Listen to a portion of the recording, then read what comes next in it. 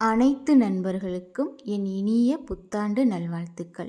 இந்த புத்தாண்டில் நம்மளோட எல்லா பிரச்சனையும் தீரணும்னு நாம் முதல்ல இறைவனை வணங்கி அவங்களோட ஆசியை பெற்று இப்புத்தாண்டில் நல்லதே நடக்கணும்னு நம் வாழ்க்கை பயணத்தை இனிதே தொடங்குவோம். குழந்தைங்களோட புன்னகையை பார்த்தாலே நம் கஷ்டங்கள் எல்லாத்தையுமே மறந்துடுவோம் தானே.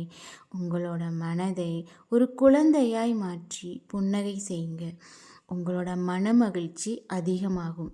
கஷ்டங்கள் யாருக்கு தான் இல்லை, எல்லாத்தையுமே தூக்கி போடுங்க. எதுவானாலும் நாம் தானே சமாளிக்கத்தானே போகிறோம்.